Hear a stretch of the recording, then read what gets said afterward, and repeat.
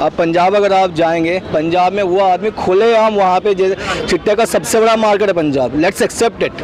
वहाँ पे नशा का सबसे बड़ा कारोबार वो चलता है और वही चीज़ आज के टाइम पे खुलेआम वो अगर आप बटाला जाएंगे तो बटाला में आपको साफ साफ वो चीज़ें नज़र आएंगी। खुलेआम वहाँ पे आपको फ्लाईओवर के नीचे में चिट्टा मारते हुए लोग मिलते हैं वहाँ पे। क्यों नहीं कह कि हाँ एक घोटाला है ये? क्योंकि आप कहीं पर आप हरियाणा जैसे इतने बड़े मार्केट में एक के साथ एक का ऑफर बहुत कम आता है। आप उत्तम नगर साइड में बीच में आपके ऑफर ही चल रही थी, आपका जैसे ही कोविड आपका खत्म होता एक के साथ दो का ऑफर जा रहा था। इतने में तो पानी का बोतल नहीं आता सर, इतने में पानी का बोतल नहीं आता। तो ऑफकोर्स ये घोटाला था ये, जिसकी वजह से आज सिसोदिया आज के टाइम पे अंदर और उसकी उम्मीदें भी नहीं है। इसका इंडायरेक्ट असर जो यहाँ के जो यंगस्टर जो हैं जो यूथ हैं उनके ऊपर डायरेक्ट इम्पैक्ट। केजरीवाल को बेसिकली अटेंशन चाहिए, ही इज अटेंशन सीकर। उसके पास ना दिखाने के लिए, काम गिनाने के लिए कुछ भी नहीं आज के टाइम। उसके पास बस ये है कि अटेंशन मिलता रहे। जहाँ तक जनता का विश्वास जो है वो मोदी जी के ऊपर में ही और बीजेपी ही है। ये सिंपल है, वेरी स्ट्रेट फॉरवर्ड। इसमें आगे भी मोदी जी ही रहेंगे और बीजेपी ही आएगी। इसके पीछे कारण ये है कि एक तो लीडरशिप क्वालिटी, दूसरा विजन, और जो पिछले 10 सालों में जो एज अ पीएम जो मोदी जी ने जो काम किए हैं और उससे पहले 12 साल में एज अ सीएम जो काम उन्होंने किए, he is a basically like उनके पास एक प्रूवन रिकॉर्ड है जिसके बेस पर वो पीएमओ बने। और उनका आगे का विजन जो है 2047 का जो है कि अगले 25 साल में बेसिकली इंडिया को एक डेवलप कंट्री बनाना है। और उस हिसाब से अभी तक जो सारे स्ट्रक्चर जो तैयार किए जा रहे हैं वो बिल्कुल सही दिशा में ये सरकार बढ़ रही भी है, देश भी सही दिशा में ये आगे बढ़ रहा है। लेकिन केजरीवाल जी कह रहे हैं कि एक चौथी पास राज आए जो देश का बेड़ागर करने पे तुला है। ये देखिए, फर्स्ट ऑफ ऑल ना हमें ना केजरीवाल जैसे जो लीडर्स जो हैं जो कि कुछ भी अटे वटे करते रहते हैं, इनकी बातों को सुनना नहीं चाहिए। पहली बात ये, कारण ये है कि उनका एजुकेशन जो है, उनकी जो क्वालिफिकेशन जो है केवल बोलने भर के लिए है, ठीक है। उनके बातों से कहीं पर भी ये चीज़ नज़र नहीं आती है कि वो क्वालिफाइड भी हैं। पहली बात ये। दूसरी बात ये है कि एक पढ़ा लिखा आदमी इस तरह की ज़बान में वो बात नहीं करता कि वो चौथी पास है, ये है, वो है, फलाना है, ठिकाना है, ठीक है। अगर आप क्वालिफाइड है, आप बेसिकली लाइक अगर आप एजुकेटेड है तो वो चीज़ आपके ज़बान से भी पता चलती है। राहुल गांधी जैसे जो लीडर हैं या फिर एक आपके वो जो बिहार के जो हैं लालू यादव, ठीक है, या तो इनके जो दोनों बेटे जो खुद को जो एजुकेटेड बोलते हैं, क्वालिफाइड बोलते हैं, अगर आप इन सब की भाषाओं को देखेंगे ना तो एक जैसी ही है। सबकी भाषा, सबका बोलने का तरीका गलत है। कोई भी आदमी अपने देश के लीडर के लिए गलत शब्द यूज़ नहीं कर सकता। वो आपके देश का लीडर है, वो आपके देश का वो बेसिकली वो रिप्रेजेंट कर रहा है ग्लोबल लेवल पे। हर एक छोटी बात पे कभी आप उनके माँ के ऊपर आप आ जा रहे हैं, कभी आप उनके क्वालिफिकेशन के ऊपर आ जा रहे हैं। आप उनके काम की सराहना कीजिए। अगर आप देखेंगे केजरीवाल जो है, केजरीवाल जिस दिन यहाँ पे कुछ एक दो लोग बोल रहे थे कि नीतीश कुमार पलटू है, मेरे ख्याल से केजरीवाल से बड़ा पलटू कोई भी नहीं है। वो अपनी ज़बान का सगा नहीं है, वो अपने परिवार का सगा नहीं है। वो आदमी बेसिकली जिनके साथ वो सबसे पहली बार वो आए थे आंदोलन में, नहीं अन्ना हजारे जिन्होंने उनको खड़ा किया, वो उनके सगे नहीं हो पाए। तो आपको क्या लगता है जो आदमी अपने परिवार का सगा नहीं है, अन्ना हजारे का सगा नहीं, अपने खास मित्रों का वो सगा नहीं बना, वो आपका सगा कैसे बनेगा? वो आदमी मुंह पर अपने माँ बेटे बच्चों का वो कसम खा के वो आदमी आया था कि मैं कोलैबोरेट मैं नहीं करूँगा, मैं अलायंसेस में मैं तैयार मैं नहीं करूँगा। लेकिन आज के टाइम पे क्या हो रहा है? अब पंजाब अगर आप जाएंगे, पंजाब में वो आदमी खुलेआम वहाँ पे चिट्टे का सबसे बड़ा मार्केट है पंजाब, लेट्स एक्सेप्ट इट। वहाँ पे नशा का सबसे बड़ा कारोबार वो चलता है और वही चीज़ आज के टाइम पे खुलेआम अगर आप बटाला जाएंगे तो बटाला में आपको साफ साफ वो चीज़ें नज़र आएंगी। खुलेआम वहाँ पे आपको फ्लाईओवर के नीचे में चिट्टा मारते हुए लोग मिलते हैं वहाँ पे।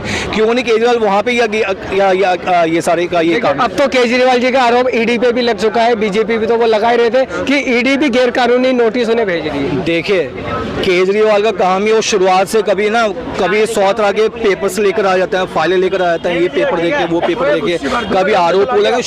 पिछले कुछ सालों में ना इस आदमी के पास कोई दूसरा काम नहीं रहा सिवाय आरोप लगाने के।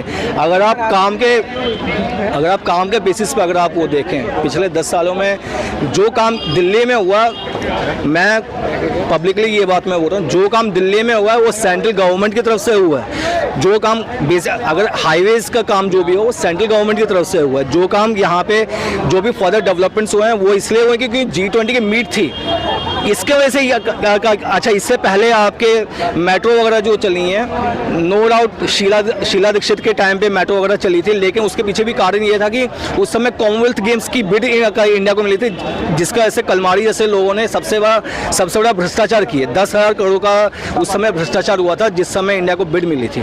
और उस समय कॉमनवेल्थ गेम्स के टाइम पे भी इन लोगों ने सारे का सारे काम खराब कर दिए थे। केजरीवाल किसी की चीज़, देखिए केजरीवाल का काम ही है, वो कि शुरुआत से ही आरोप लगाते हुए आ रहे हैं, क्योंकि उनके पास काम के लिए, जहाँ तक काम मैटर करता है, काम के लिए कुछ दिखाने के लिए नहीं। मतलब हेल्थ सेक्टर में वो अपने देखा था, पूरी दुनिया ने देखा कि हेल्थ सेक्टर में दिल्ली बहुत अच्छी हो गई है। मोहल्ला क्लिनिक को लेके उन्होंने बात करी, बिजली पानी की सुविधा दी है उन्होंने। मोहल्ला क्लिनिक आप कभी नजरगढ़ साइड का आप गए या फिर उत्तम नगर, आप जाइए, मोहल्ला क्लिनिक का क्या हाल है वो आपको नजर आ जाएगा, पहली बात। दूसरी बात ये, जिस तरह के जो 1-2 मोहल्ले क्लिनिक जो खुले भी हैं, वहाँ पे एक तो मेडिसिन अवेलेबल नहीं है। अगर मेडिसिन अगर अवेलेबल रहती है तो वो जाली कंपनियों के हैं, जाली कंपनियों के हैं।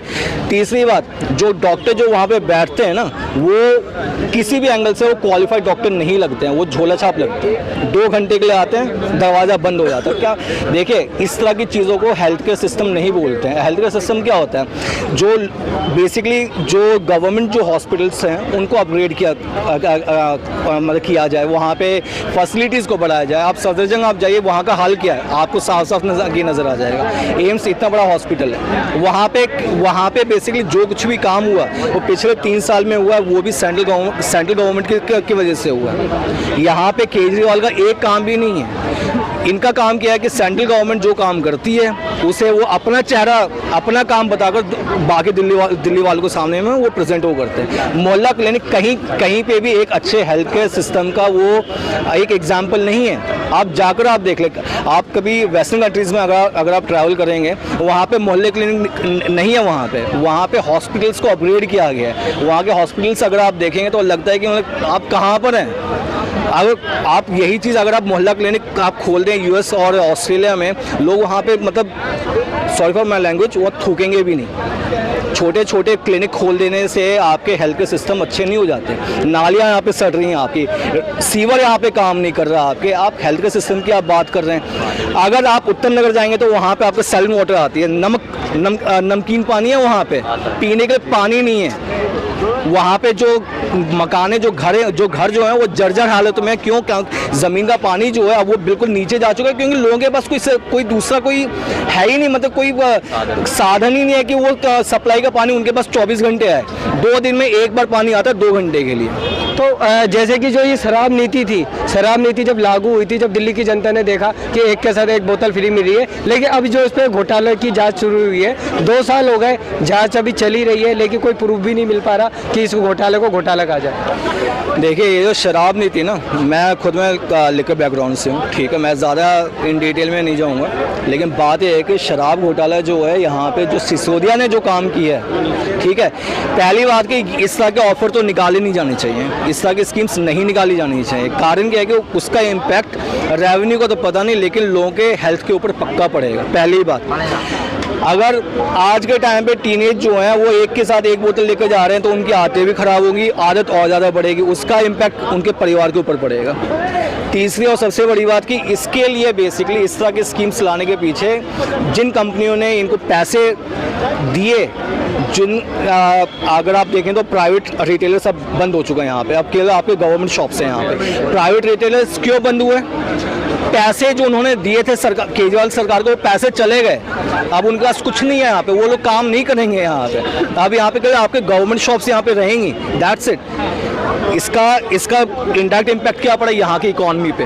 प्राइवेट रिटेलर्स के थ्रू जो पैसे आ रहे थे आपके लिकर शॉप से, वो पैसा आपका बंद हो गया। लेकिन सरकार ने घोटाला किया है इसके अंदर, इस तरीके की जो ये आरोप है, तो आज भी ये प्रूफ नहीं हो पा रहा, मतलब ईडी जो जांच कर रही है उसमें ऐसा क्यों नहीं मिल पा रहा? ये देखिए, बात है ना, ये काफ़ी इन डेप्थ ये पॉलिटिकल चीज़ें, हम लोग कॉमन लोग हैं, हमें ये पता है कि हाँ भी घोटाला है ये, क्योंकि आप कहीं पर, आप हरियाणा जैसे इतने बड़े मार्केट में एक के साथ एक का ऑफर बहुत कम आता है।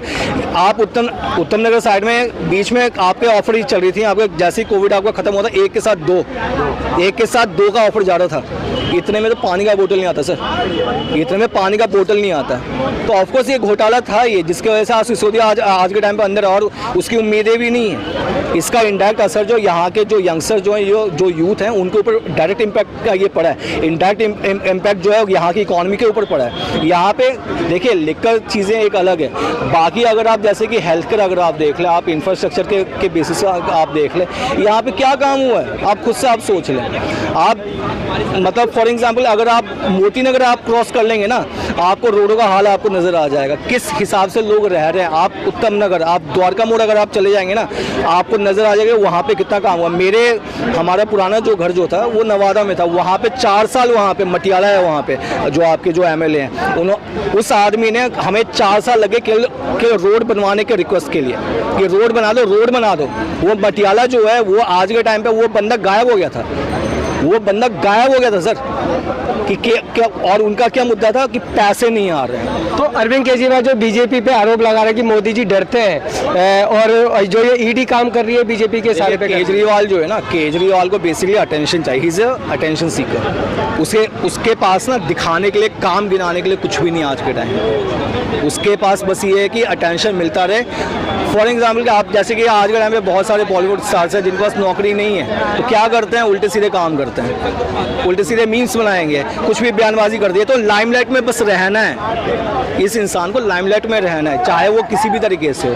कभी वो राम जन्मभूमि के ऊपर उल्टा सीधा बोल देगा, कभी बाबा विश्वनाथ, कभी 370 के ऊपर। क्यों? कारण ये है कि उसे लाइमलाइट में रहने की आदत से पड़ गई है। काम दिखाने के लिए कुछ है नहीं, ना इसके पास था, ना इसके साथ के जो लोग थे, जो सिसोदिया वगैरह जो कुछ भी थे, इनके पास कुछ नहीं था। तो लगता है कि केजरीवाल जी को जेल जाना ही होगा। देखिए बात ये ना कि केजरीवाल के जैसे कामकाज रहे वो जाएगा ही, आज नहीं तो कल, नहीं तो परसों वो जाएगा। इस समय बस एक दिन थोड़े से ठीक ठाक से चल रहे हैं वो अभी, लेकिन आज नहीं तो कल उसे जाना ही पड़ेगा। उसके अलावा उसके पास कोई दूसरा ऑप्शन नहीं है। आप खुद से उसके पास बेसिकली केवल घोटाले नहीं हो, 100 के बयानबाजी ऐसे भी हैं रिलीजियस वे में, जो कि अगर किसी और धर्म के लिए अगर वो बोल देता ना, तो आज के टाइम पे वो उसके साथ क्या से क्या हो जाता कुछ पता नहीं चलता। तो 1 या 2 उसके ऊपर ब्लेम्स नहीं, बहुत तरह के एलिगेशंस हैं। अभी तो शुरुआत अभी हुई है और मैं उम्मीद करता हूँ कि कोई ना कोई एक स्ट्रिक्ट एक्शन केजरीवाल के अगेंस्ट लिया जाएगा।